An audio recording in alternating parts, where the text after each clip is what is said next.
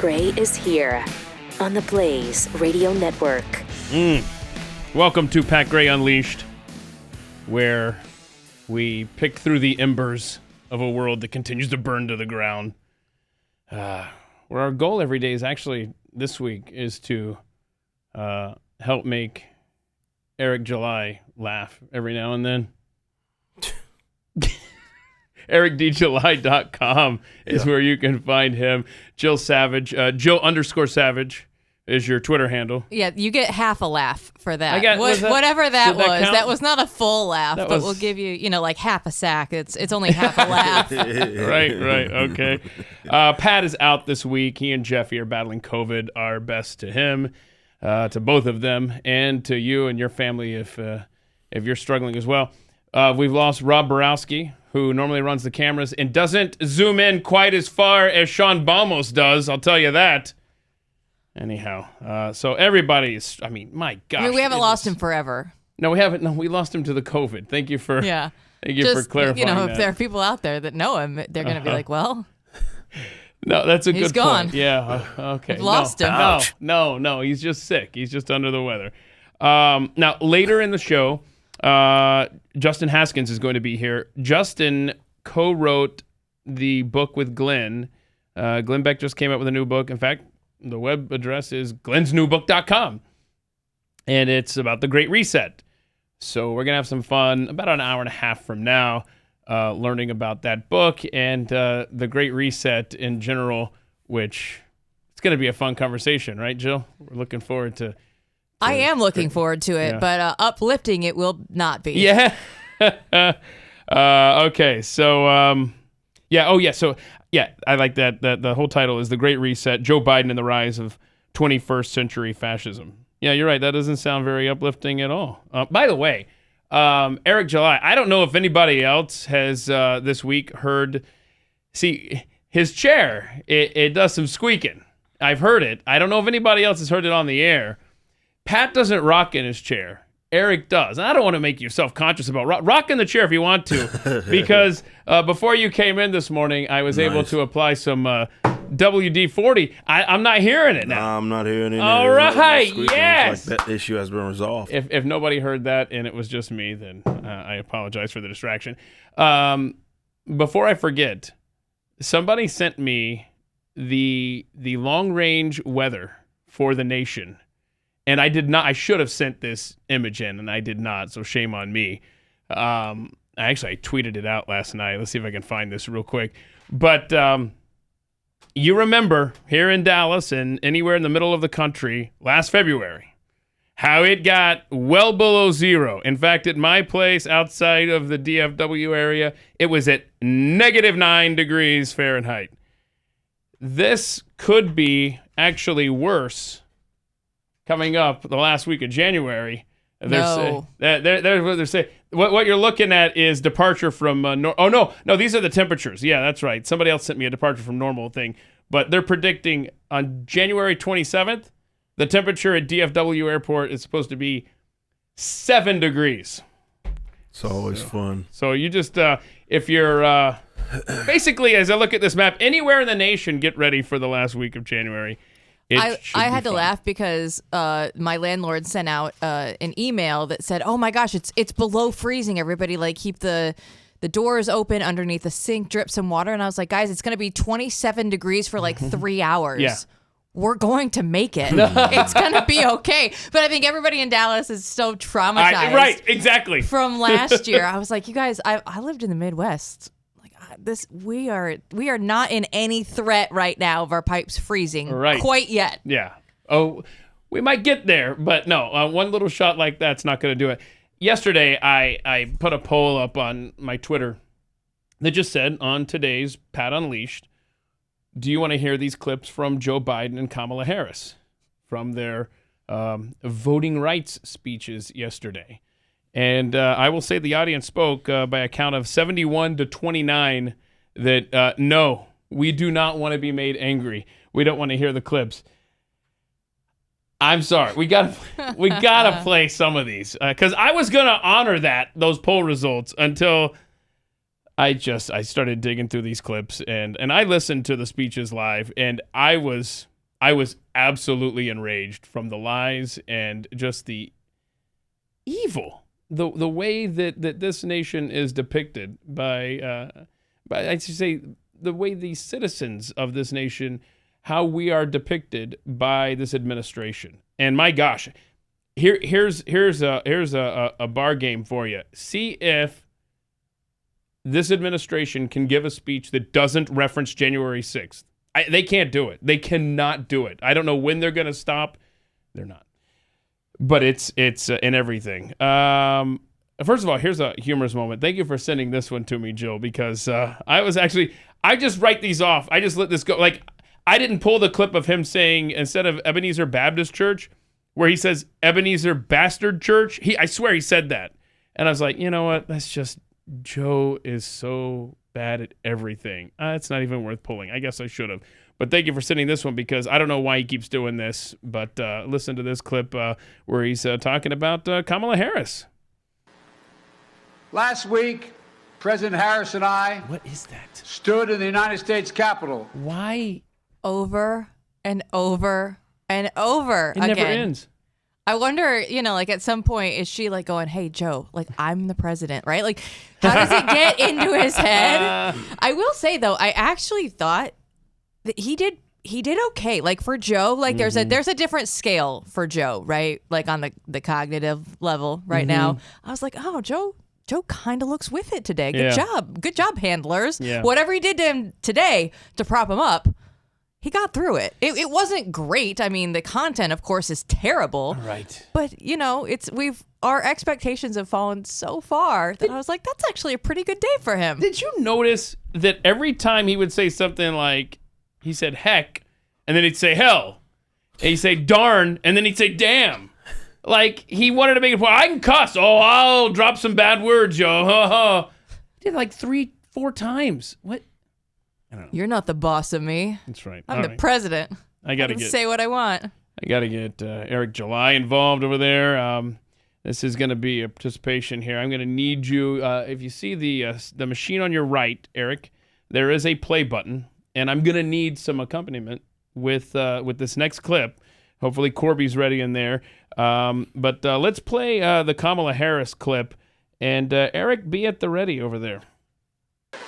1 year after a violent mob breached the United States Capitol, the President of the United States and I spoke from its hallowed halls, and we made clear, we swore to preserve, protect, and defend the Constitution of the United States. And we will. What a lie. Maybe it meant more to me, but I thought that seemed very appropriate there. Kamala Harris. I almost thought she had an out there as I was listening to it there, going back and listening to it, where she said, and we made clear, like we swore that, we would defend. And I thought, well, yeah, she did say that. And then at the end, she did say that, and we will. When does that begin? You've had a year, still waiting for that one. Okay, so during this maddening speech yesterday down in Atlanta, Joe Biden said that there's people who disagree with him on when it comes to voting rights, and they are effectively domestic enemies. And listen to this list that he pours out. Will you stand for democracy? Ugh, Yes or no? And here's one thing every senator, every American should remember. History has never been kind to those who've sided with voter suppression over voters' rights. And it'll even be less kind for those who side with election subversion. So I ask every elected official in America, how do you want to be remembered? At consequential moments in history, they present a choice. Do you want to be on the side of Dr. King or George Wallace? Democrat. Do you want to be on the side of John Lewis or Bull Connor? Democrat. Do you want to be on the side of Abraham Lincoln or Jefferson Davis? Democrat. This is the moment to decide, to defend our elections, to defend our democracy. And if you do that, you will not be alone. Okay. Let's go back to the Detroit Free Press. Somebody posted this. Grateful for this article from May 1st, 1987, as they are ramping up for the 1988 presidential election. And it reads, most of the 1988 Democratic presidential candidates agree with Rob on the importance of the South. Senator Joseph Biden of Delaware, for example, tells Southerners that the lower half of his state is culturally part of Dixie. So he's making sure that you know he's from a Southern state. He reminds them that former Alabama Governor George Wallace praised him as one of the outstanding young politicians of America. So I guess Joe Biden on the side of George Wallace, after all. Actually, I think the biggest takeaway from this article is that Joe Biden at one point was considered young. So that's oh, look, It's at kind that. of hard to believe, Yeah, isn't it? that's the biggest thing from this biggest takeaway here. So I don't know if Joe Biden counts himself as a domestic enemy there, but it's amazing how he has been on both sides of everything. And I was about to say he's been in the Senate for so long that he's had time to be on the side of everything.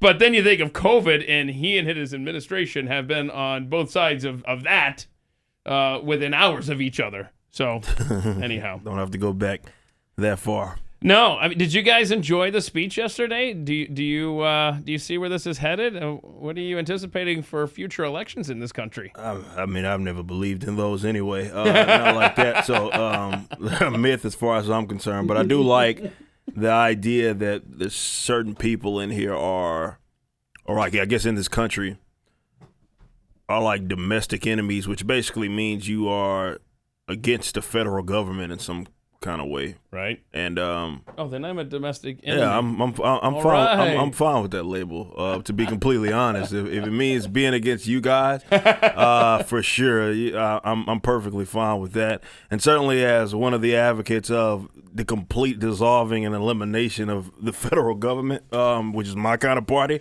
I'm certainly a domestic enemy to them for sure. So I'll take that. I'll accept that. It's nothing to shy away from. So They still allow you to fly, though? For right now, Right. to my knowledge, next week. I know I'm on a few lists for sure. I have to be, but I'm not as big of a traveler anyway. And my job doesn't necessarily, well, unless I'm like on tour, and then I don't have to get on a flight really to do that. We just get on our bus. So if we had an office poll right now, I'm going to write these dates down and we'll revisit them because the time will come when we're not allowed on airplanes, okay, without being vaxxed. So let's start. Ladies first. Jill, what's your prediction on when the vax mandate, when you cannot travel as of this date if you're not vaxxed? After the midterms, before the next election, somewhere in between there. So 2023 is what they're if they can still push it, and because they're going to need to do it soon enough if they're going to do it to actually have an effectiveness for some deterrent not to get the jab or else that eventually hopefully will go away. Okay, you got a date? I think that it has just pick a date. April 2023. Okay. So even, I'm just questioning here, even if Republicans somehow take the House or something like that. Well, I mean, it depends on what happens with the federal mandates and Gotcha. if they can get those through or not. I mean, I don't think that it's going to happen either way, but if it was, I would think that it would have to be in that time frame somewhere. Eric? If something like that's going to happen, I think it's going to happen. They're going to attempt to make that happen sooner. I do too. So I would push more towards, to be honest, I'm the one that travels on planes a lot, Yeah, so you I do don't that. I don't want it to. You do I'm that. like, You do there might that, be a yeah. little wishing in there. That's true. I'm thinking sometime if that's gonna be a thing, I think we're looking at going into the summer. Don't say it. I think so. I'm pushing more towards May. Okay. Is when something like that is going to I'll put you down for May 1st. That's fine. Yeah, Okay. I think there'll be some sort of attempt then. I'll put you down for April 1st. to do it. Like Sure. I say, I'm April not. Fool's Day. I'm not as hyped up Perfect. on traveling as a lot of other people Okay. are. I think it's overrated, August so. 1st, 2022 is my guess. You're just going to ruin my football season. Right, and I'm going to ruin a hunting trip for me. But that's what I've anticipated for the last 6 months, so I'll save those and we'll revisit. Right, but we're going away though from a lot of the stuff right now. We're telling the truth. Are we about to face a Democrat Party who is going to see the writing on the wall and their power slipping away and doing everything they can to get the most of it at the last minute? I don't know. I just and wait until you see how they run the elections in all of these places where, yesterday Biden is talking about how, oh my gosh, 20-something states have enacted these. No, we just went through the list yesterday of all of these states that have changed their laws but not done anything to enforce them yet. Here we are, an election year. Not much has changed. I have no faith. Just like Eric just said, it's a myth. I mean, that's where I'm at. That's why it's just like I have no faith that the Republicans are going to take the House. If the Republicans take the House, what are they going to do anyway? Right, exactly. Like, Exactly. What does the track record That's show? also the problem. Yeah. Is that they're not going to follow through with anything. Mm-hmm. So yesterday after the speech, Jill sent me this video. Is it, what's the saying? 2 is a coincidence, 3 is a trend. Is that how it goes? Oh, it's a trend right now. It's a trend on Jake Tapper exercising some I wouldn't even say journalism. It's journalism. It's like, oh my gosh, you took a nanosecond to Google this? Watch Jake Tapper after the president's speech yesterday talking about voting rights laws. But going over a lot of these election laws, I went in preparing for today and I saw, you know what? New Jersey doesn't allow ballot harvesting, and that's a Democratic state. Delaware doesn't allow the kind of early voting that a lot of other states do. How come? But then the journalist in me, as well as the cynic, says, well, how come Democrats only complain about the strict voting regulations in red states, in Texas and Georgia, and not in Democratic states like New York? There are only 2 explanations for this. One, somebody that gives him his talking points is out with COVID right now, so he just doesn't have them. Yes. So somebody that's supposed to be sending him emails is not doing it, and left to his own devices, or the fill-in is not doing his or her job. Wait a minute. Wait. Hold on. Who was the alleged pedophile? Who did he work for? Yeah. The producer, he's out. That's what happened. Gone. He's Yeah, got a new producer. That is true. So He's got a producer that you're isn't right. spending his time it's chasing worse kids. than COVID. It was a pedophile. Right. You are correct. I totally forgot That's about what it that. is. I've blocked that out of my mind. It's been a completely. staff change. It has been a staff change. Or the second option is somebody kidnapped him and he's doing this against his will. That's probably what it is. I don't know. That's certainly interesting. We gotta mainly keep an eye on because, him. first of all, we know the answer. I at least think I know the answer. I mean, I think when they get the results that they want, I mean, they'll have no issues. Democrats are in the interest of winning. I think people need to understand that more than anything. So if they have to be inconsistent, if they have to be complete hypocrites on a subject matter from yesterday, for that matter, they'll do that. That's just their nature, because they're more so interested in getting the victory as opposed to actually having some sort of set of morals or ethics or consistency or anything like that. The authoritarian left in this country plays to win. They play to win. And I think the minute people kind of realize that, the more they can adjust kind of their tactics in terms of how they approach. This is why I've never been though I do it, I don't want to sound like a hypocrite, pointing out like their hypocrisy. It's just it's not useful in terms of convincing anybody that's already on their particular side, because they don't care about that. I think they're very well aware that they're a hypocrite. They just don't care. The only people that would dare give a crap about that are people that have already been convinced that they are not on their side, maybe a couple of people in the middle. But for the most part, they don't give a crap about that. So it's not just with elections. It's really with anything. The authoritarian left in their cities and their states or whatever, they will advocate for things that they think gets them the victory. And it has nothing to do with being consistent on any given issue.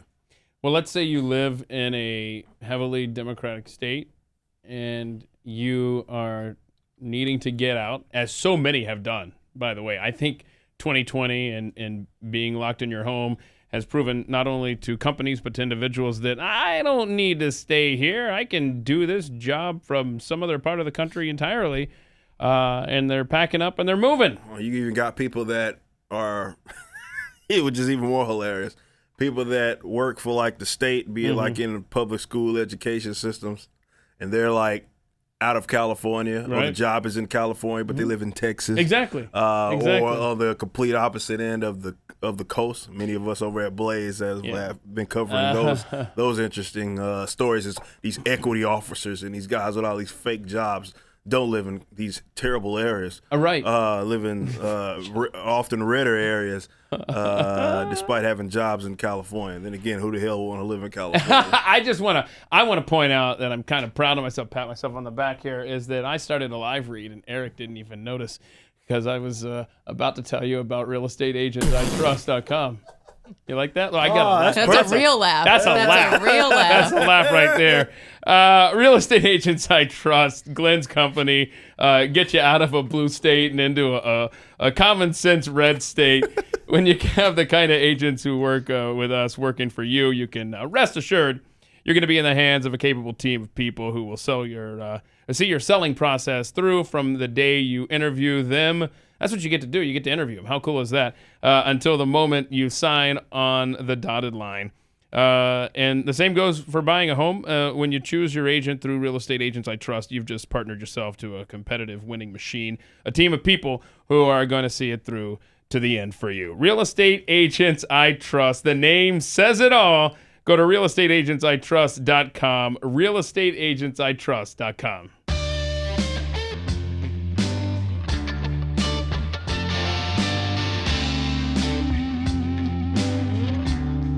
Pat Gray returns. That's a lie.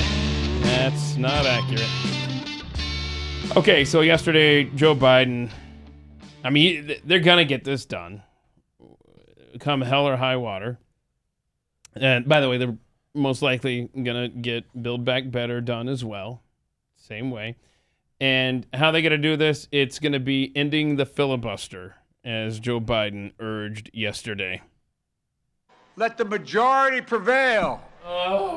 And if that bare minimum is blocked, we have no option but to change the Senate rules, including getting rid of the filibuster for this.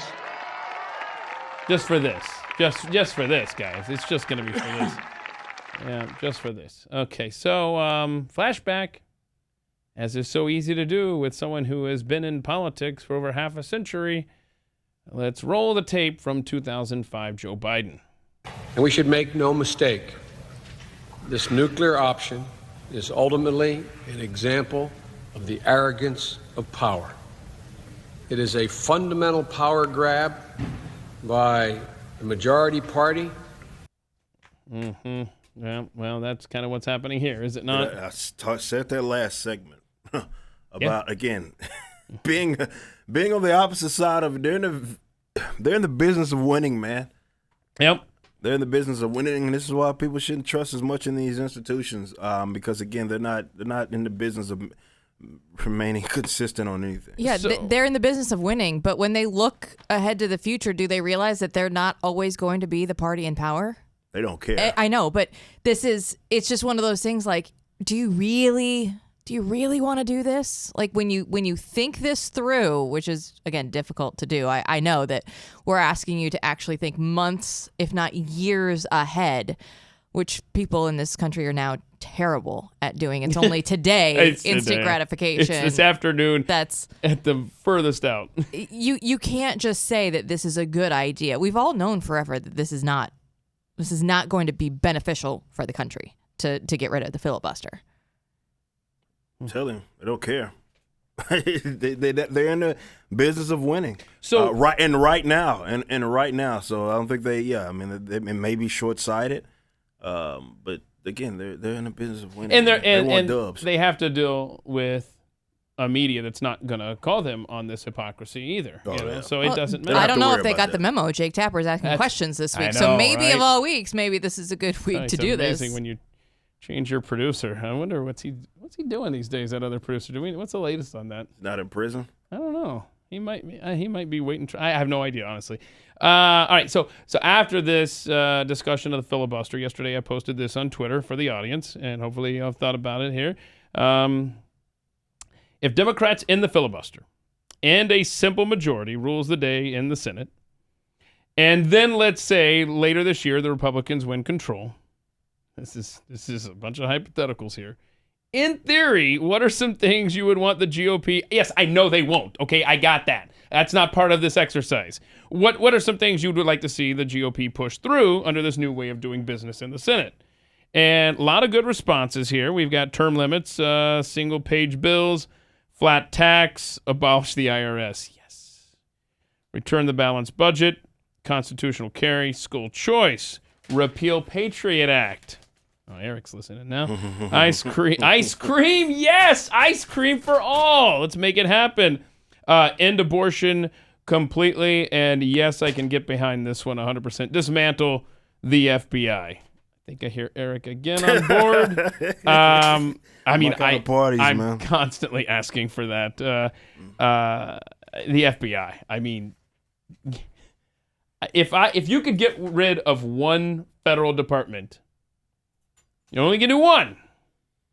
Only one. Who's it gonna be, guys? Man, it would probably for me have to be the IRS. Okay, for sure. I mean, the IRS is a good answer. I know Sure the Federal is. Reserve is not a federal right. deal, but It is. can but I it isn't. can I squeeze that in? Is that I acceptable? No, I guess. How about, yeah, you know what? Let's all get our way. Well, in that way, Let's all you get can our get the way. Let's do IRS, you can get the Federal Reserve, and Yeah. I'll do the FBI. And speaking of the FBI, And if we got all three of those, yeah, right, We're right. We've looking made some good progress today. Well, yesterday on Capitol Hill, and excellent job, Keith, setting this up. And we're not going to have time before the break here, but you know how the right has correctly so taken Ted Cruz to the woodshed the last several days for calling January 6th a terrorist attack on the Capitol there. And yesterday he was talking with an FBI official, and his line of questioning was absolutely beautiful. Oh, so we're going to play that coming up after the break. But I want to tell you, there was the Capitol Police Chief was talking, and this was the other day. He was asked about when is the Capitol going to reopen to the public, because the public hasn't been allowed there in over a year. Quote, "We've got a ways to go before we can reopen the campus," he said at a House hearing.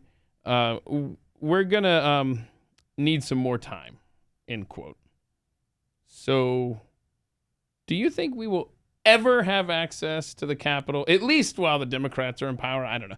When will the public be allowed at the Capitol again? Do you see that day coming? Because I don't feel it. I feel like it's going to be Capital City, and it's just we're gonna keep having more and more security fences and perimeters as time goes on, not less and less. I mean, those days they're gone. Yeah, I don't see that happening. Any tours coming up? I Any Capitol still tours? think that you're going to have like the high school kids that travel in from across the country. I still think they're going to be allowed in, but it's going to have to be like an organizational group tour like that. And then they line up for days out front, and they get the metal detectors, the bomb sniffing dogs, probably take your clothes off completely just to get in. TSA. That's what it's going to be. Yeah. It's going to I be can see that. the TSA to visit the Capitol. All right. You got to play this Ted Cruz clip with the FBI person here coming up here. More Pat Gray Unleashed with Eric and Jill. It's Pat Gray Unleashed on the Blaze. That's interesting. Well, that's Rob Borowski's voice. He's out with the COVID, introducing a show whose namesake is out with the COVID, Pat Gray. So here we are. I'm Keith Malinak with Eric July and Jill Savage this week, getting you through. Now, something that Eric said during the break that, and correct me if I'm wrong, something to the effect of you would like to see just the federal government be dissolved, right? Yes. And not exist. Yes. And I think I'm on that same level with you. But let's say there's someone at a water cooler later today and they're having a conversation about how out of control this government is, and they say something like that. And then the question back to them is, okay, and replace it with what? Nothing. Now, if you, you may not even need. I was gonna look at the clock. I was gonna say, all right, so I can 60 seconds, go. I can do that, but you replace it with nothing. When you replace a cancer, you don't replace that with anything, or when you remove it, you don't replace it with anything. So we don't want to replace it with anything now. Now, ideally, we could take this bad boy all the way down to the individual in terms of this decentralization. But I think at minimum, at least in my lifetime, I think it is very realistic for the federal government to be completely dissolved, and at minimum, the states as they exist right now will become nation states effectively. Now, the reason why a lot of people are scared of that idea is because they have been conditioned to believe that as it exists right now, it's the only way that it could possibly exist. Now, the idea of 50 nation states, for one, isn't a bad thing, but you can, of course, still have some sort of level of camaraderie and some level of some sort of defense pacts or whatever. But the federal government ruling over all of us, why on earth do we need, I almost called them something, people in Washington doing that? There it is. I have a follow-up question. Yeah. Okay. How do you get from A to B? Well, hold on. And before you say that, I'm going to have well, yours is more chronological, and then we'll get to mine because your coworker is going to have questions. Yep. But yeah, so the first one would be, well, how does that happen, Eric? Well, it can happen in another 6 seconds. Easy. No, but seriously, I don't think there's any one way to make that happen. So whether it happened by way of referendum or whether there was some sort of state. Let's say you got what's going down right now in like New Hampshire with free staters. You got like this sort of Texas secession movement, which continues to grow. I should have worn my new shirt. Texas secession. Yeah, that continues to happen. I do think if something like that happened, it would be momentous at that point, where people would see a state do it and realize that the world isn't just going to explode once it happens, and then they're like, "Oh, I think I want in on that as well." Why do they get to leave and not be ruled over by this massive governing body or whatever? So, however it happens, I will accept it, but it has happened in the recent history, and people need to stop pointing to the freaking Civil War as some example of secessionism, because it's a terrible example. Okay, so let's say a state, let's just take Texas, which I have a new shirt that I received for Christmas that says American until Texas secedes. I like that. I wish I was wearing that right now. That. So a state, let's just take Texas, says, we're out.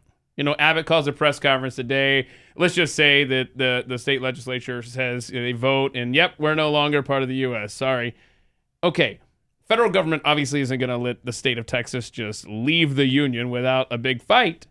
So I guess my question to you is Texas being successful in this all hinging on other states doing this? No, I don't think at all. I don't think at all. I think you don't think shots would be fired? No, not like that. No, I don't think. I think before something like that would happen, people need to understand. Definitely in this day and age, it's one thing for, like, let's say the military to go to bomb brown people in Afghanistan or something like that. It's another for them to take it out on it wouldn't be anymore their own citizen.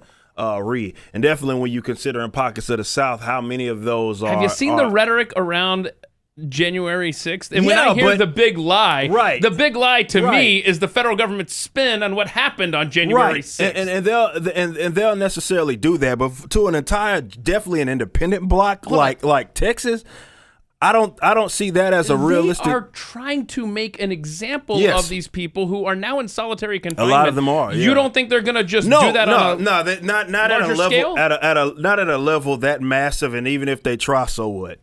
Like, I'm saying that genuinely. So what? So let's assume what side of conversation does the average infantryman? What does he do? That's a great question. If he's in Killeen, 'Cause I'm not Texas right now. Yeah. And he gets called up to put down this insurrection. No, I think you're gonna probably get more of a like half and half type of thing. I think there are gonna be some. I'm not as. But no bullets are gonna be shot. I'm not gonna say that it will be completely like, let's say, non-violent. Definitely for the first one. I'm just saying for something like that to happen in mass. Definitely for a geographical area as big as Texas, and especially as armed as what Texas is. I don't even think that's a lot of problem that a lot of military folk want to be dealing with. I'm gonna use a sports analogy here, Jill. Texas and Oklahoma. On the down low, decided to leave the Big 12 for the SEC. That was a big deal. That was a very big deal. People are really mad. And they just said, surprise, we're leaving. Would it not take something like some sort of agreement between states like that they all at the same time go, surprise, we're leaving, here we go. Be a convention of states. And then on top of that, how do you convince the public that don't live in these states where maybe it is popular to float the idea of secession, that they're not treasonous? And then don't care. Then the PR machine kicks into gear. Don't care. Like, this is my thing. Like, I think those sorts of terms, whether it be treason and what is deemed as patriotic, a lot of these terms are just fluff words to convince people to protect the regime that exists right now. So if they call you that, who the hell cares? At the end of the day, that's what I say. You can call them like we were just talking about it the other segment where what they call us, the enemies of domestic enemies. Cool. Embrace it. Dude, that'd be another good T-shirt to have. Domestic enemy. No, but seriously, like, yes. Like, we've seen decentralization efforts that have happened. I need people to really start to be more mindful of this idea. I think everybody defaults to the Civil War because they look at it like, oh, it's an American example. Those are completely different times. Technology certainly isn't advanced. We live in a far more peaceful time. And even in, I know it doesn't feel that way because everybody's connected to things, but believe it or not, you live right now in the most peaceful time in human history. I know. I tell my kids this all the time. This is a reality. This is the honest to God's truth. But people point to things like, I don't know, China or something like that, and oh, this is what they want. I'm like, yeah, do they really, or does that even matter? But you've had Brexit, you've had even in some of our lifetime, Czechoslovakia. Like these have been decentralization efforts, and believe it or not, your beloved country was founded on exactly. That's right. That's right. Exactly that. So hey, and by the way, for you patriots out there who love to tout out 1776 and July 4th and all of that, I would encourage you to actually read the damn documents that these guys actually parade, because did you not know that in the Declaration of Independence, this literally is in there. It is the right of the people to alter or abolish the government. It is in there. It is in there. This is not my, so even by your own beloved founders, and their terminology, what I am saying is even in line with that. Jill, it only took 2.5 days, and we got Eric to wake up in a very big way over there. Here's a counterpoint from Daguerre Bear, Pat Head, who chimes in on Twitter, at Pat Unleashed. Counterpoint to Eric D. July. Normally, yes, our military wouldn't move on civilians, but now we're purging, he says fundamentalists from the military. I would say, good people who, like, for example, don't want to succumb to the shot or don't want to serve under a Marxist administration. Purging these people from the military in favor of those that just follow orders. Mm-hmm. Yeah, I think about that a lot. I don't think that's a thing that's not a thing. Like I've said, I do believe that there are people that would do whatever the regime says. In fact, I would argue that there's probably more of them than people give them credit to. And this, we can talk about military, we can talk about police officers in that regard as well. But the people who actually went in, I mean, some of the most prominent libertarians, for example, that I know are former military folk. Mainly because they've seen it firsthand how dog crap this government is and how they had to be the unfortunate lackeys of the state in doing their bidding.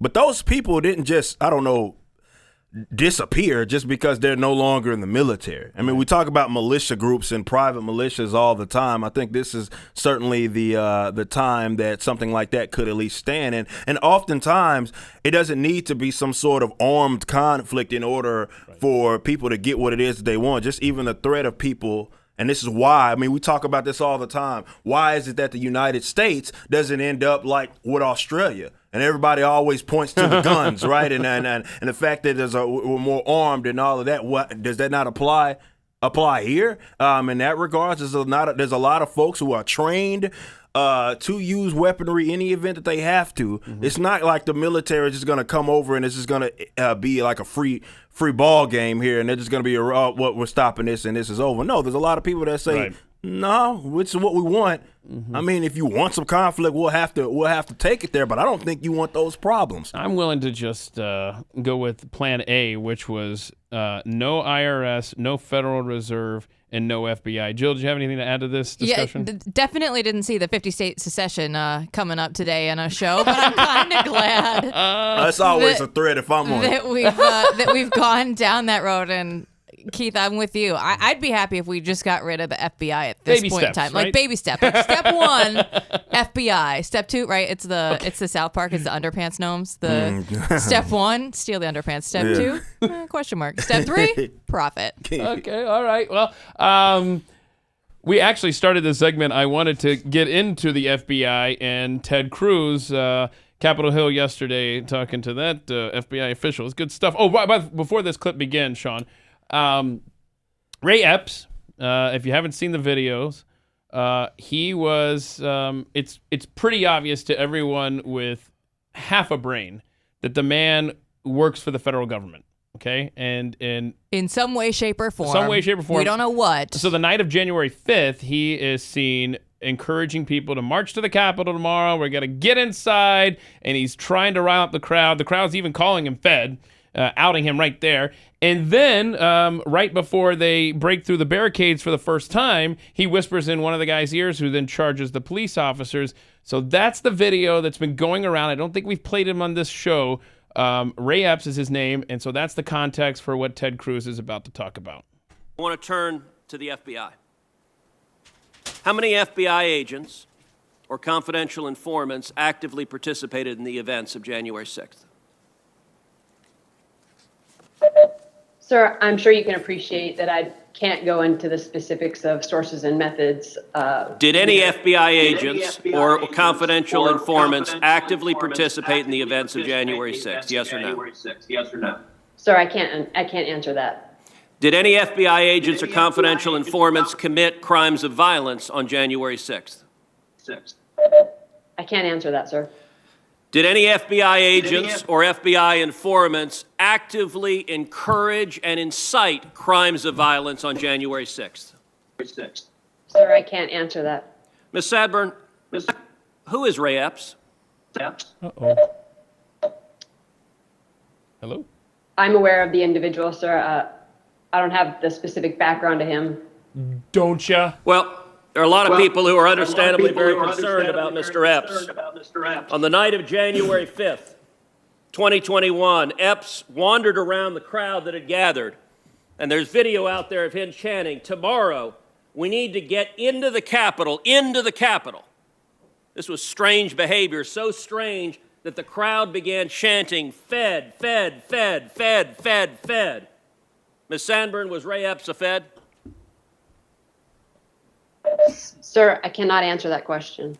So the next day, on January 6th, Mr. Epps is seen whispering to a person, and 5 seconds later, 5 seconds after he's whispering to a person, that same person begins to forcibly tear down the barricades. Oh, wait. Did Mr. Epps urge them to tear down the barricades? Hello? Sir, similar to the other answers, I cannot answer that. So yes. Oh, Shortly thereafter, the FBI put out a public post listing, seeking information on individuals connected with violent crimes on January 6th. Among those individuals, in the bottom there, is Mr. Epps. The FBI publicly asked for information, identifying, offering cash rewards leading to information for information leading to the arrest. This was posted, and then sometime later, magically, wait, what? Mr. Epps disappeared from the public posting. Wow. According to public records, Mr. Epps has not been charged with anything. No one's explained why a person videoed urging people to go to the Capitol, a person whose conduct was so suspect the crowd believed he was a Fed, would magically disappear from the list of people the FBI was looking at. Ms. Sandburn, a lot of Americans are concerned that the federal government deliberately encouraged illegal and violent conduct on January 6th. My question to you, and this is not an ordinary law enforcement question. Eric doesn't this is a believe question that. of public accountability. Did federal agents or those in service of federal agent actively encourage violent and criminal conduct on January 6th?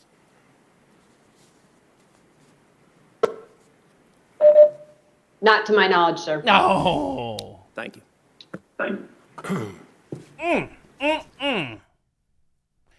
I think the fact that Ray Epps appeared on the FBI's we need to question these people for their involvement with January 6th and then being removed.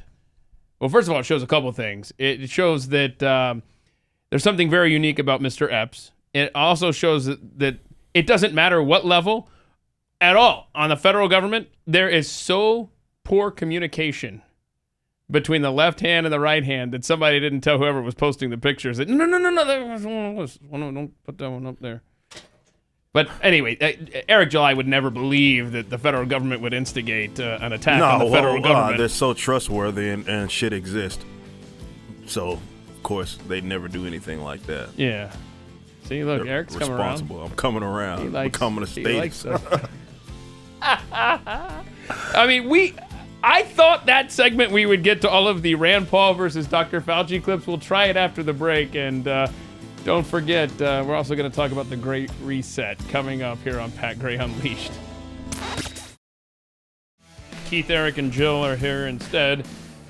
The COVID continues to march along here. I had asked earlier, okay, if you get rid of the filibuster, let's say Republicans have power. It doesn't matter in this case. Just, your side had power. What would you like to see them cram through without the filibuster getting in the way? Rowdy Introvert says, ice cream for all. I mean, that sounds like a proposed Biden policy anyway. It very well may be part of the Build Back Better plan. Now, would you be on board if ice cream for all was part of the Build Back Better plan? No, he's not. It's going to be more expensive if we have to do it through the federal government. So I can buy ice cream for like $3. Do we know I can still do that. I hope Senator Manchin's indifferent toward ice cream. But with inflation, it might be like $20 soon. Yeah. You never know. Mm-hmm. Texas Lori D. Eric D. July has chortled a couple of times. Does that constitute a laugh? Eric? Yeah. Okay. All right. He says yes. All right. DMX DM, the only way to ensure a victory in 2022 is through stimulus and lockdowns.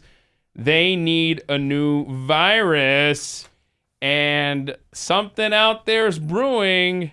In fact, it sounds like two somethings. You really have to dig to find news on what's happening in China right now. And it's in the town of, it's spelled Xi apostrophe A-N, and it's pronounced Xi'an, apparently. And it's in China there, and they're talking about two separate epidemics with a virus that seems similar to COVID-19. Keep an eye on that. And you know what? Could the timing be more perfect to be sending athletes from around the world to China with this brewing? They've locked down the city of 13 million people. Yeah, the Olympic Games start February 3rd, but let's just send everybody over there once more. Let's see how this goes. I'm sure what could go wrong. You got to wall off. It'll be fine. China. You got to wall off China. I mean, at this point, it's just out of control. Update. People have been asking, we did our NFL picks before the season started. Myself, Pat, Jeffy, and Stu. And just to let y'all know, Jeffy, myself, and Pat, all three of us ended with 2 correct picks and 3 incorrect picks. And look, there's Stu with 1 correct pick and 4 incorrect. Stu will be buying lunch for the other 3 of us, so I'm looking forward to that vegan treat that he'll probably bring in But Stu basically was the suckiest of the sucks because we all did terrible this year. I'm not proud of that. I'm sure you would have done much better, right, Jill? This is what we do. This is what we do. Okay. So a lot going on up on Capitol Hill yesterday. Oh, the Pfizer CEO clip that we played yesterday that was tweeted out by our CEO, Tyler Cardin, it got pulled down, shockingly, where he was saying, look, this jab's failed, this. Okay, I'll be fair here. No, he's like, this isn't adequate for this. This one isn't either. So you're going to need a fourth one to be ready for Omicron in March. Correct. Even though Omicron is ripping through now, don't be distracted by that. We're going to get your fourth shot. It's going to help with that come March. And that's all. I mean, that's what it was. And they claimed that the owner of this clip, that's what they do. What does it say there, Joe? Yeah, Tyler tweeted out, LOL, the copyright owner of the video submitted a takedown notice. The clip was from Borla's interview at the JP Morgan Healthcare Conference. I wonder who owns the copyright and submitted the takedown notice. Yeah.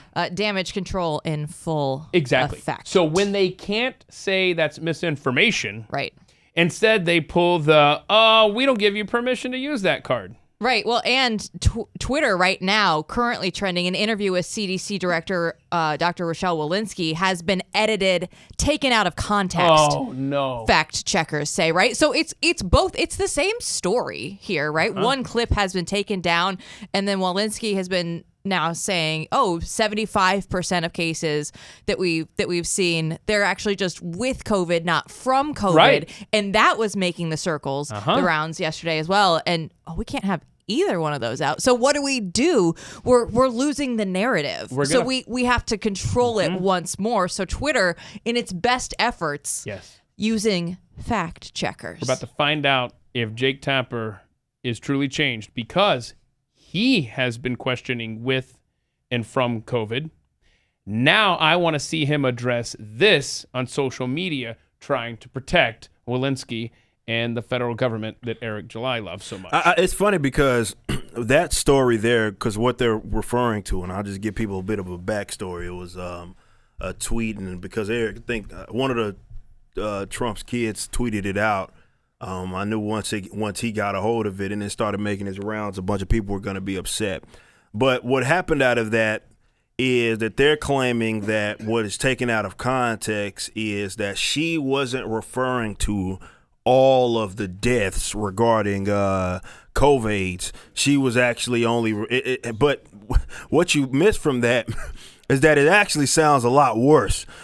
Because in the context, because the context is that there was a study that was done that was talking about the vaccinated and how they had died and had 4+ comorbidities. And that was like 75% of that 1,000 pool or something like that of deaths or something. And so I guess she was trying to say, well, they were basically on their way out anyway, and didn't want to accept that, okay, maybe this isn't as effective as what we needed it to be. So, but when it's worded like that and you look at that actual context, it almost seems worse, at least pointing to the efficiency of these initial vaccinations. So the added context to me doesn't actually help the situation anyway. Right. So in other words, there is nothing but death and destruction from COVID when we need to scare you, but when we need to show that we have everything under control, then it's out of context, and there's a whole bunch of variables involved that you little people don't get. I just updated my screen in Twitter, once again trying to help us because that's what they do. Now trending on Twitter, a letter from the NIH shows the coronavirus research is not genetically related to the current COVID-19 pandemic, fact checkers report. So the Project Veritas stuff, basically, that came out. And they're like, oh, no. We don't want you looking at that. Just listen to us. There's nothing to see here. It's always impressive how they can just say, well, our experts said that it's not true, so nothing to see here.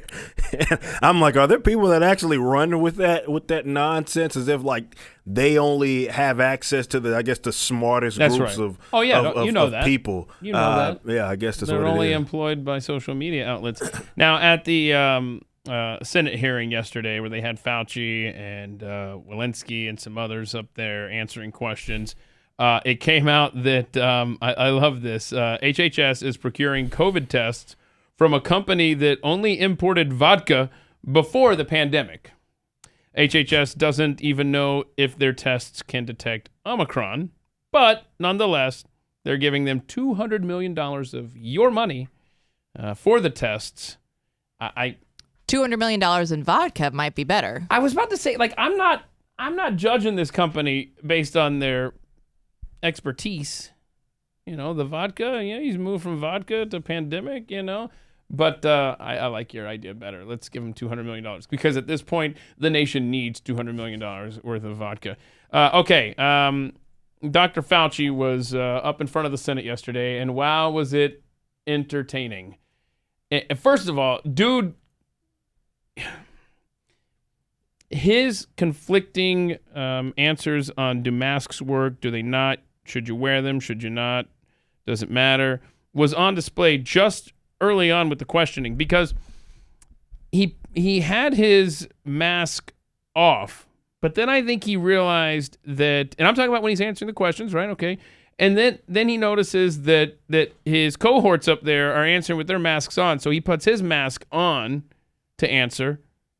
It's just so weird. And then finally he's just like, forget it. I'll do it without the mask. I mean, Mr. Science, obviously Mr. Consistent, but that was entertaining as a side note of itself there. But Rand Paul had some fun. Dr. Fauci, we got a 3-parter here.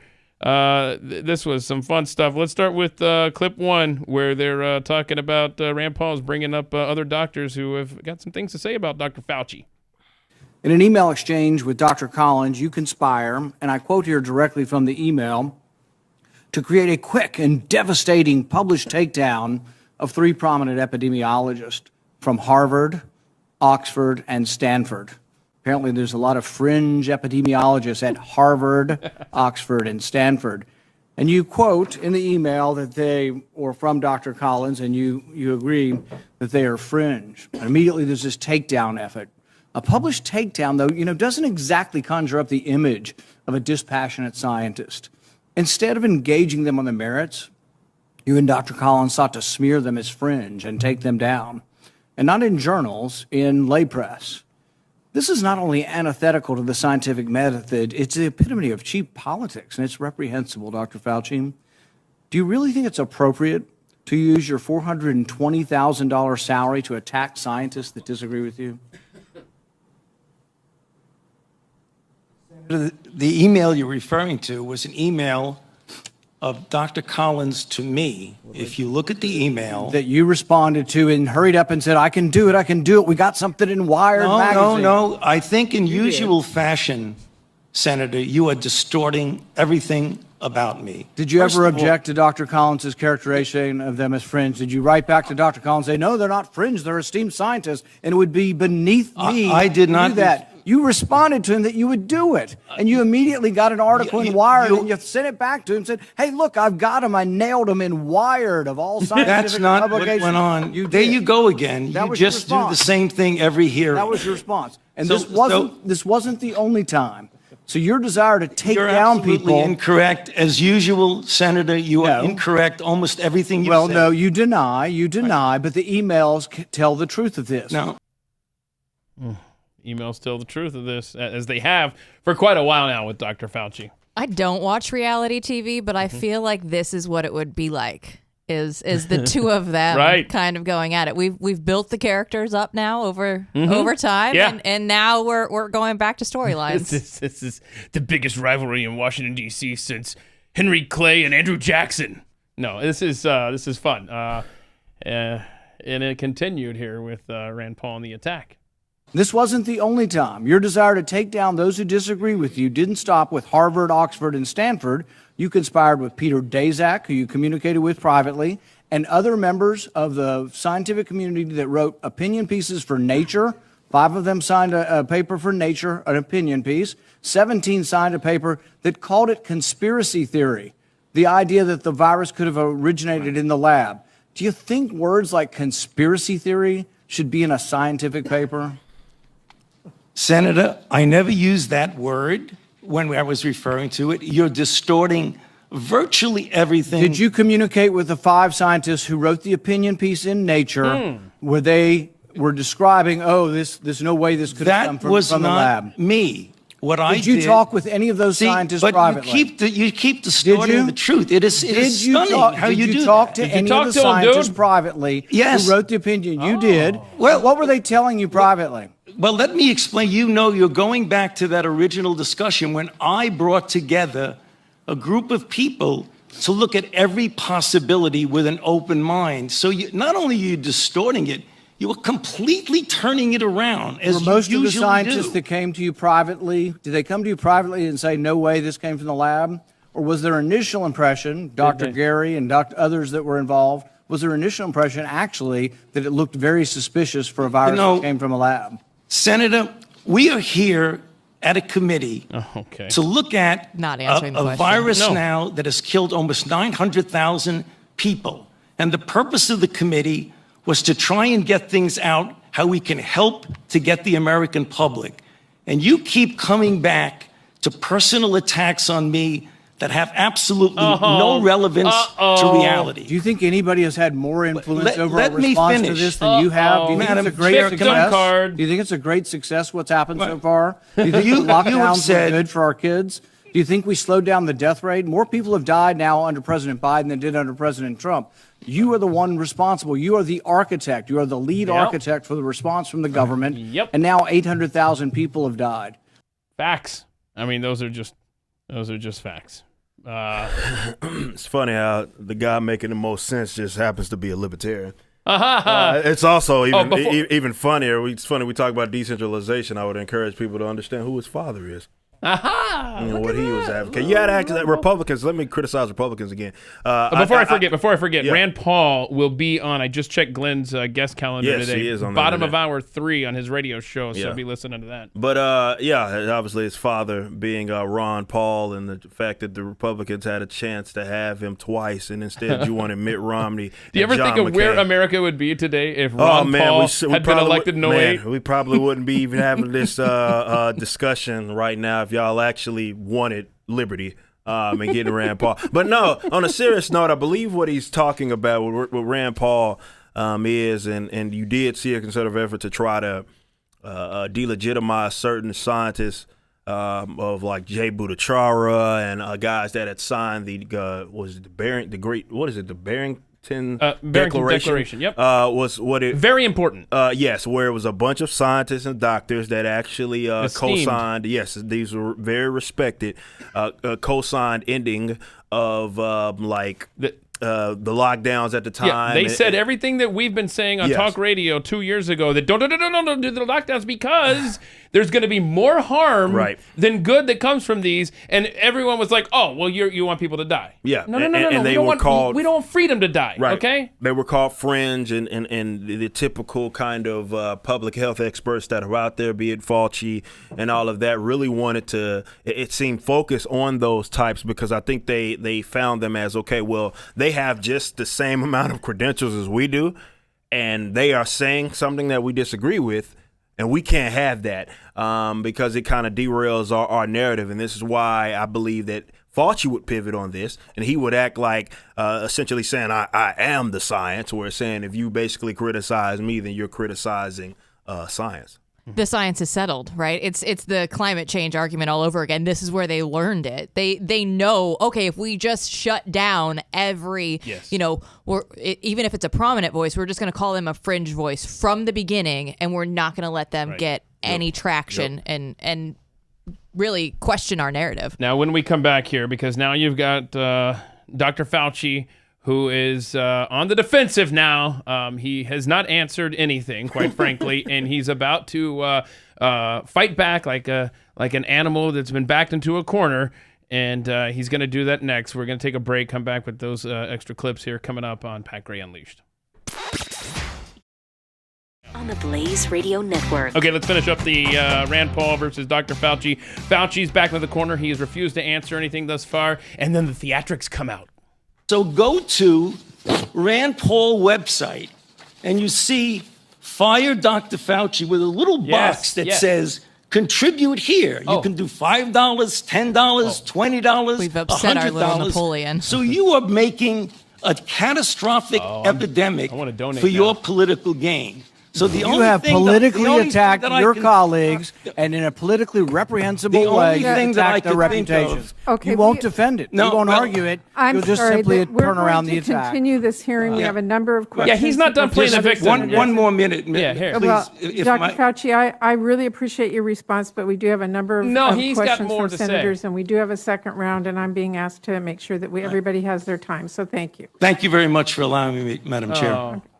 Oh, shoot. This isn't the clip where he goes on to talk about all the death threats that he's gotten, and he blames Rand Paul specifically for that. And so I failed to send that clip in. My apologies.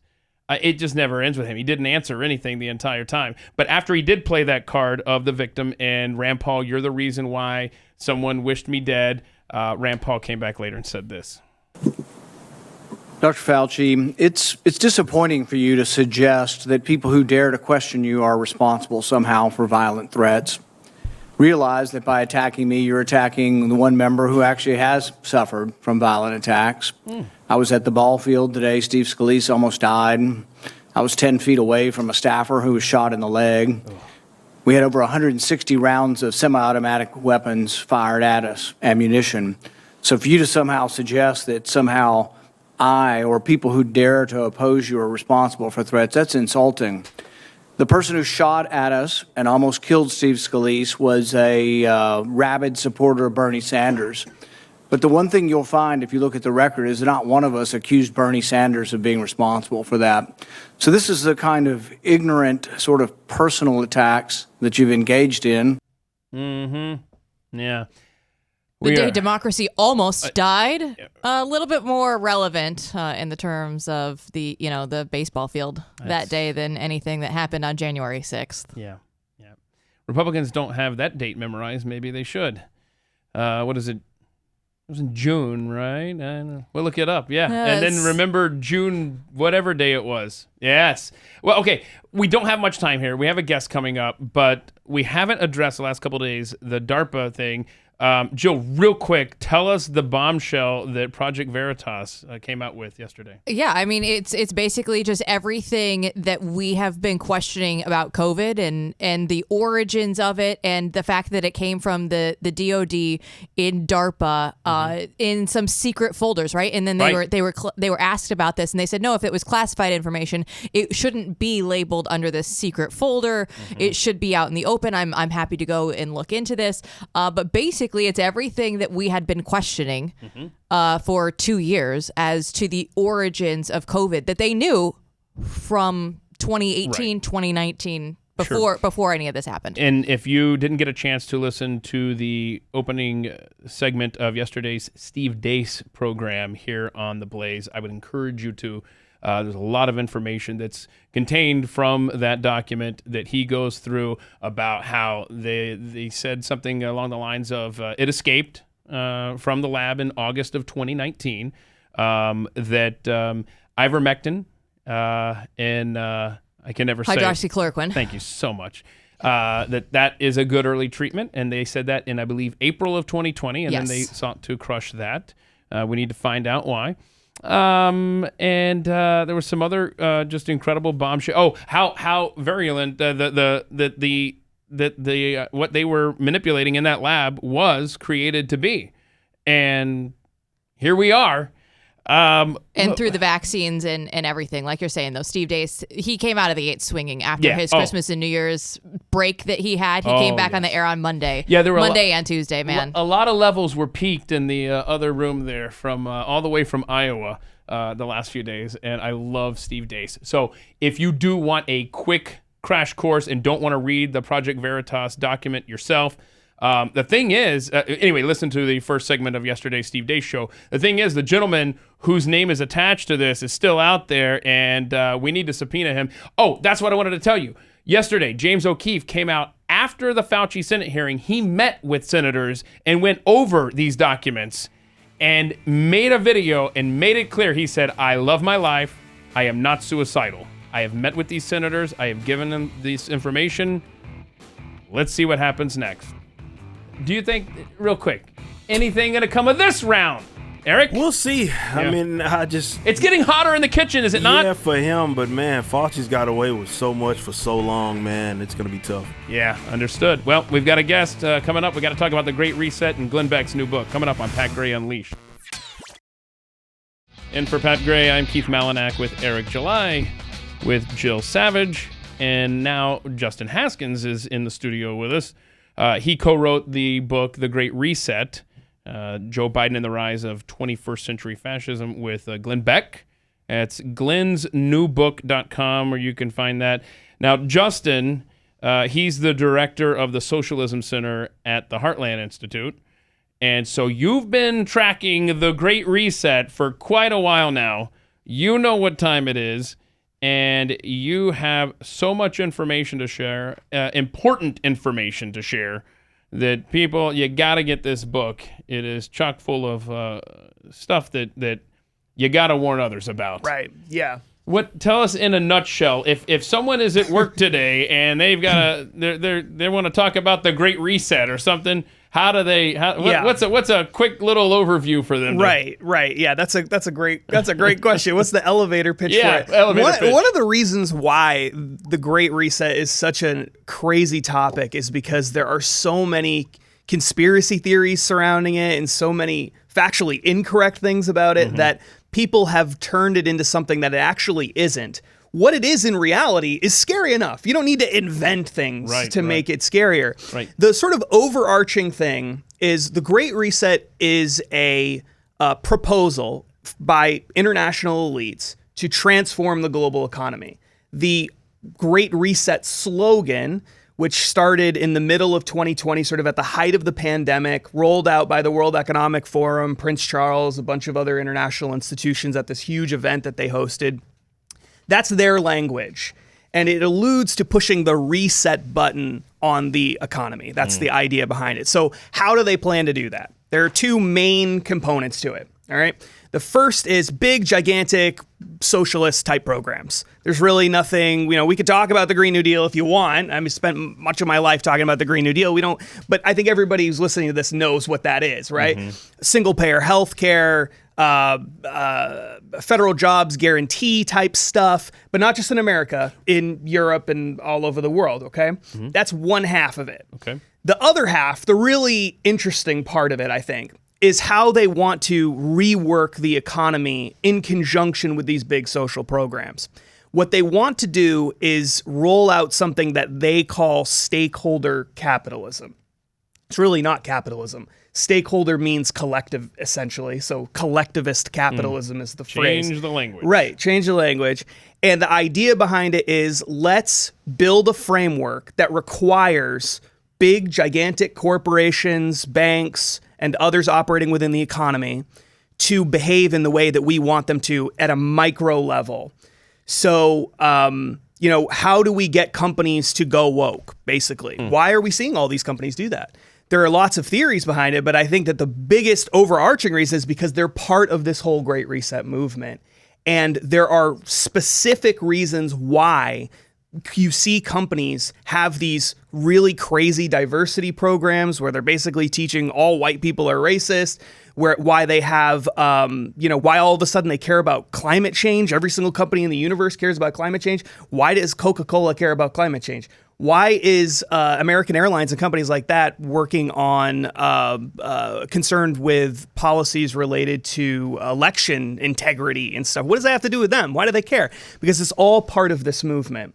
And so the way the framework works, a sort of short overview of how it works, is they have something called ESG scores. It's like a social credit system, all right, where you literally get awarded as a company and dozens and dozens of metrics based on how woke you are, basically, okay?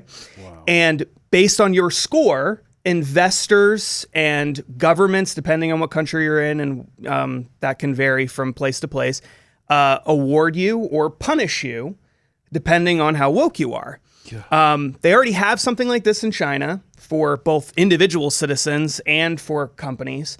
And in the Great Reset scheme, it's sort of their Western version of the China model. And it's it's already in place. The vast majority of companies have China was going to be connected to this. China's always connected to right? it. With everything. Yeah, it's true. By the way, this is the longest elevator ride of my I'm life. sorry. No, I'm just kidding. No, I know. kidding. And and that's why people have to buy the book. Right, absolutely. It's No, hard this topic, the Great Reset, Glenn has covered a lot of serious stuff. Yeah. I think we can all agree. He has covered some very important topics. He calls this, and I made sure to write this down, this, he has said, is the most important thing that he's ever covered. And I don't think this is Glenn Beck hyperbole. This right here is generation changing. This is going to screw up the future for your kids, your grandkids, your great-grandkids, and beyond. In fact, the book even opens up in the year like 2040. The person listening to this, the American listening to this, what does their country look like in just those 18 years from now? Just in a just a general sense as to what everyday life is going to be like. So there's lots of people involved with the Great Reset who have sort of written about what they think is happening to the world and how they think that we need to control it and what it should look like. And I think the biggest takeaway from that, there are many things that you could point to, but sort of the biggest phrase of the Great Reset that you hear all the time is that within 10 to 20 years, the average person will own nothing and will have no privacy, and they will be happy. They'll be happy with not owning anything and with having no privacy. Now, why would we be happy in a world like that? Because what they say is, well, we'll become a society of renters. We'll rent everything. No. You don't need a car. You can just get an Uber, right? You don't need a house. You can just rent from some gigantic conglomerate that will get. And so everything can become a sort of you rent it from some big giant corporation. So you can see why the corporations are all in favor of this. So should that be a red flag? Is that something we're going to start seeing, the phrase stakeholder capitalism, pop up everywhere? Oh, I mean, you can find, if you just did a search on stakeholder capitalism, you'll see that has been something these people have been talking about for literally 30 or 40 years. They've tried on numerous occasions to try to promote these ideas.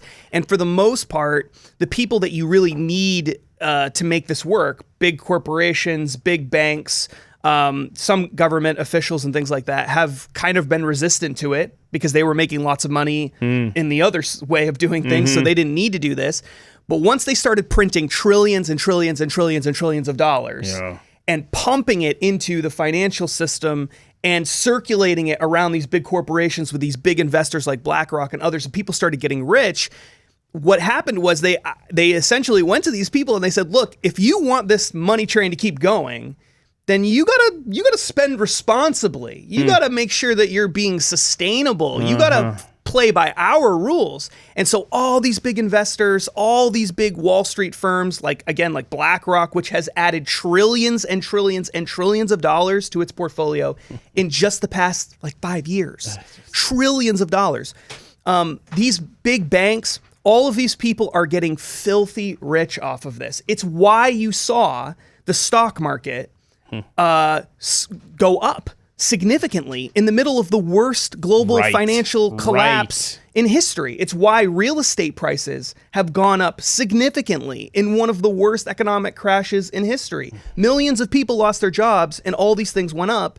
Why? Because the system is being flooded with this cheap cash that's being printed. And they're trying to come up with rules to make sure that the people who are getting rich off of all of this are going along with these left-wing causes as a condition of getting that money. Right. We're talking with Justin Haskins here on Pat Gray Unleashed. He co-wrote the book, came out yesterday, The Great Reset, Joe Biden and the Rise of 21st Century Fascism.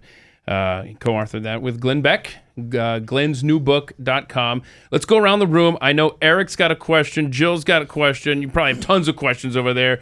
What do you got here? Well, for I think what I want to ask, because I know you have kind of a background much in kind of studying the impacts of socialism, particularly state socialism. When I've talked about this Great Reset idea, I think that's been my primary emphasis, is the socialistic aspect and how kind of socialism and state socialism being kind of the means to accomplish really what it is that they're attempting to do and what it is that they kind of believe in with this Great Reset. Do you think that part of it is the core issue. I don't want to say issue, but core aspect, or rather core vehicle of the Great Reset per se, is the emphasis or the hyper emphasis of using these sort of state socialistic, kind of alluded to it earlier, state socialistic, be it programs, as that vehicle to accomplish this. Do you think that's it? That's the right ticket? So I think that the it's an important part of it, to be sure, but I don't think it's the primary emphasis. Okay. And the reason for that is because, as we just saw with what happened in Congress with Build Back Better and all this stuff, it's really hard, it turns out, to pass socialist programs in Congress. It's not easy to do.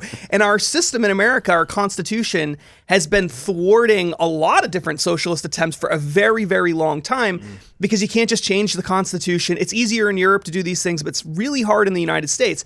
So one of the primary reasons why they're so interested in creating this whole new version of capitalism, as they describe it, is because they wanted to come up with a way to impose leftist ideas, to change the culture, change society, change what you can buy and sell and what you can say online and all of this stuff without actually having to pass a law. Yeah. That's the genius of it. So you don't need a socialist program. All you need is all of the corporations to say, we're not going to let you say certain things. We're not going to let you buy certain things. We're not going to let you go to certain places. If they're all doing that, and you tie that with a movement toward we don't own anything, well, then we're living by their rules, essentially, right? Now you don't even need socialism. You have centralized planning, centralized control without the collective ownership and management of the property directly. So the primary difference between this and true socialism would be that part of it. It's the collective ownership part. This is not a call for collective ownership or management of property.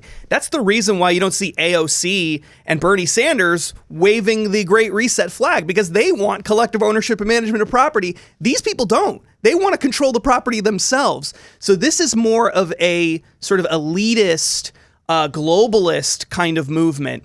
It's more in the line of a George Soros and early progressive era type Woodrow Wilson, controlled by the elites, than it is, say, like Karl Marx or Bernie Sanders or someone in that vein. Yeah. With COVID, we saw all of the big businesses got to stay open, but the mom and pop shops had to shut down, right? You look at America, you look at the fabric of the workforce, and there are so many entrepreneurs and small businesses.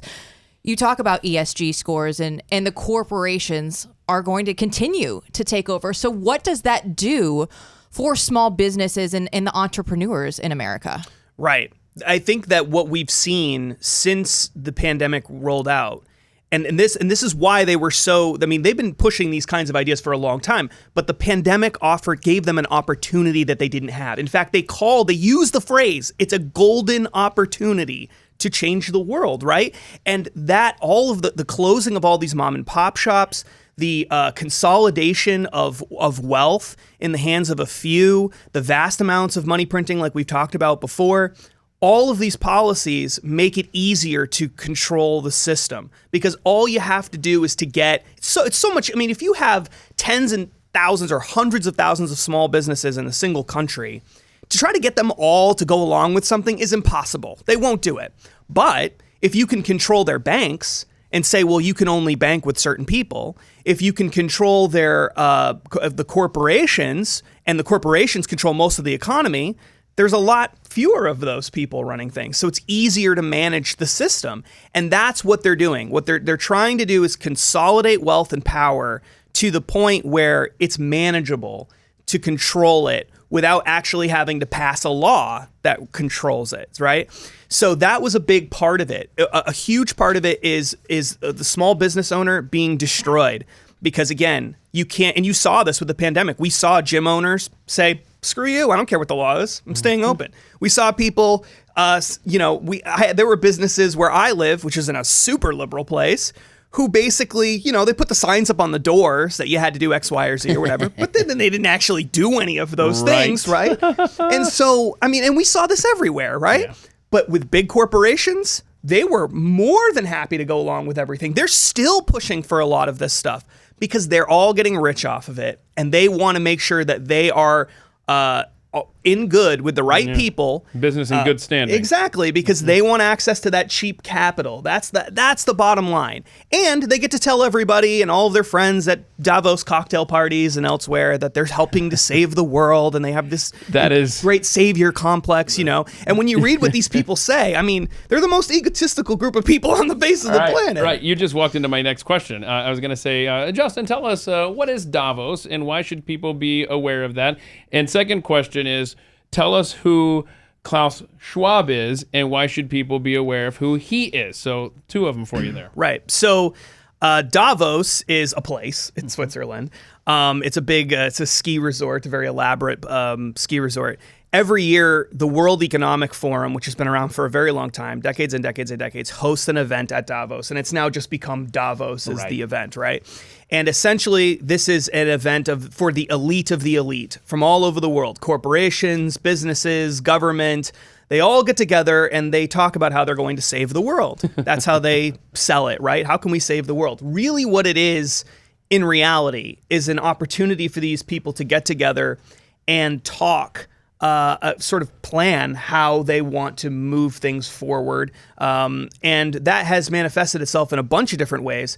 But the Great Reset was really birthed out of Davos. Right. And Klaus Schwab, who's the head of the World Economic Forum and is one of the most influential people in the world, literally wrote the book about the Great Reset, talking about why we needed to do this and why it was important. And he's been pushing for this idea of stakeholder capitalism and resetting the global economy for decades and decades and decades.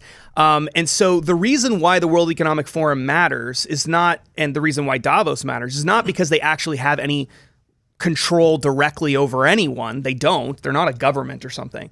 But they are they're sort of the space where all of these people can get together and frankly plan how they're going to operate, what they're going to do, how the world is going to look. And I know that sounds really conspiratorial, but I mean, all you got to do is go to their website and read the stuff that they post there. They're very open about how they want to change the entire world, blow up the global economy, reset everything. I mean, I have a mountain of quotes, and you can find them in the book where it's very clearly illustrated what they're doing. And so that's why Davos matters. It matters because the things that they do at Davos ultimately become the policies of these corporations and banks and governments for decades into the future.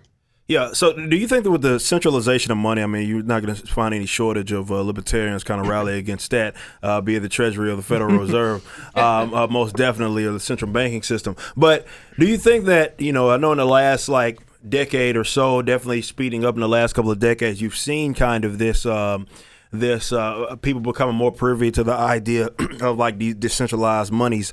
Do you think that is going to be a useful effort in kind of staving this off and trying because you mentioned with the kind of inflationary issues and how that has lined up big massive corporate entities and the banks because they're 40% of the money supply was printed in the last year or right. Something insane like that. But be it, and it's not, I'm not just referring to Bitcoin and ideas like that, but do you think that is kind of at least an effort, if not to halt it, to kind of let's say slow it down at least in some capacity to push for this great reset? Is this kind of people focusing more on decentralized money that's not attached, let's say, right. to them? Yeah, so the Great Reset does not work without central banks having control over money, because you got to print it and you got to distribute it. And the whole concept of cryptocurrency, depending on the cryptocurrency right. you're talking about, is to stop that from happening right. and to take decision-making out of it, and to, not totally, but centralize decision-making out of it so that, Bitcoin, the supply of Bitcoin goes up at a certain rate, and there's really no central bank that right. can control that. So some cryptocurrencies absolutely would put a stop to this without a doubt. And there are some people in the cryptocurrency space who are trying to create whole new financial systems that operate outside of the existing system. Other cryptocurrencies, however, could easily be co-opted and used by the existing financial system to make their lives easier to actually ramp some of this stuff up. Mm-hmm. Because what cryptocurrency can do in a lot of cases is it can automate a lot of the decision-making processes that happen right now. So you might have thousands of employees at a bank making lending decisions and doing things like that. You can actually replace most of that with a good cryptocurrency system. Wait, is there a book? Is there a list in the book, or is there a list somewhere you can show us? These are the good cryptos. These are the cryptos that could be certainly used. Not the ones that are monitoring. You aren't the ones that you want to use, but there are more private. You got like Monero and all of those that are out there that are doing exactly what it is he's saying and trying to definitely have that kind of private with not controlling the money supply, not having you basically be able to just avoid the cryptocurrencies that again is no cap on them, like what at least with Bitcoin, for example. At least with that, you don't have to run of the issue of like, there's that amount of sats, and there's not going to be ever any more. There's no increase of that money supply. Where other cryptos are like, we're going to make as much as we can. Right. And so and the other thing about that is that to kind of wrap that up is that these financial institutions are trying to control it by buying it. Yeah. They're buying lots of it. Big Wall Street financial firms, big hedge funds, they're actually buying massive amounts of Bitcoin and of Ethereum and of other of the major cryptocurrencies. And in a way, if the government just decided, it's sort of funny. I'm not trying to give advice to the government. I don't think there's anybody from the government listening to the show. Maybe they are. I don't know. But if I was the central bank, I'd print a bunch of money and I'd buy up all the Bitcoin, because then that solves that problem. Now you control all of the Bitcoin, and you couldn't buy all of it because a lot of people wouldn't sell it. They'd hold it, but you could buy a lot of it. And now you have kind of control over it just by buying it. We're going to be ruled by MicroStrategies. That's a separate thing. When you look at the slogan, right? You're going to own nothing and you're going to be happy. I like owning things, right? So what's the end game? If there's a glimmer of hope, what is that people can look to? Yeah, well, I think that the glimmer of hope for when you're talking about pushing back against the Great Reset, is that most people don't want it. They don't want a great reset of the global economy. They don't think that these things are important. When you ask people, we actually just did a poll with Rasmussen that I don't even think it's actually publicly come out yet, but I just did a poll with Rasmussen and coupled with the Heartland Institute, where we asked people questions about the Great Reset. We asked people if they knew what it was. We asked people if they supported it, if they knew what it was. The majority of people said, like these were likely voters, said that they did not support it if they knew what it was. Then when we asked people questions about what the priority should be for businesses, the highest priority, we asked them about social justice causes, we asked about climate change, we asked about just making money, providing good wages for employees, things like that. And overwhelmingly, people said some kind of business-related thing. Provide me with a good service or a good product. That's what I want. Make sure your employees are being paid well. That's what I want.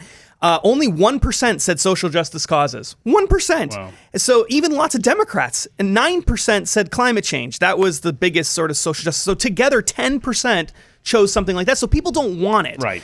So figuring out a way to decentralize things is going to be the key to stopping it long term. People don't want it, so we got to figure out a strategy for making sure that we don't have to have it through some kind of a decentralization. Yeah, and we didn't even get to your terrifying poll results of Democratic attitudes toward the unvaxxed that you talked about. If people missed it on Monday's Glenn Beck show, go back and listen to that.